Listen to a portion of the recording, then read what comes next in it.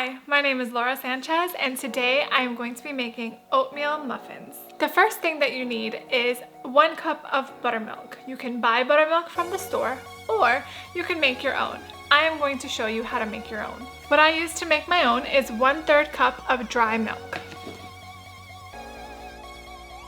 Then you need 1 tablespoon measure of lemon juice.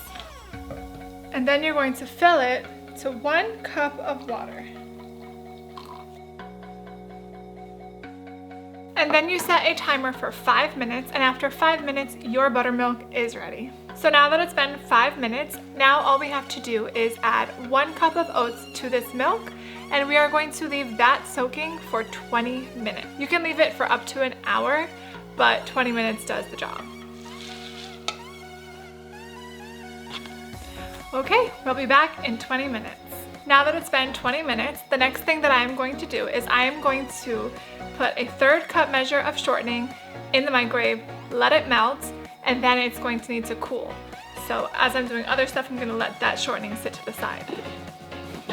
As you can see, the shortening is melted, and so we are just going to set it to the side and let it cool.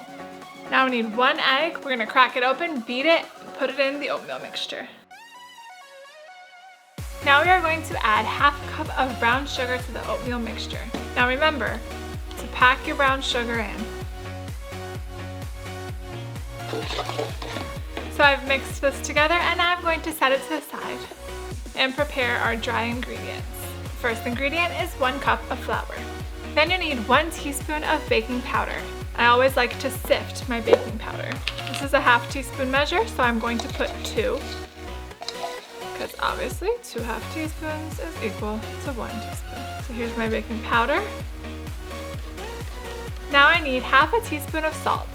And lastly, 1/2 teaspoon of baking soda, which again, needs to make sure I sift it.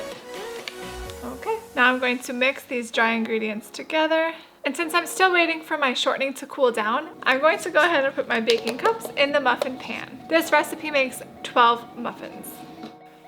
Okay, the shortening has probably cooled down enough by now, and so we are going to add this melted shortening to the oatmeal mixture. I definitely could have used a smaller bowl for the flour, baking soda, etc., but since I didn't, it's fine. I'm just gonna put this into the small one.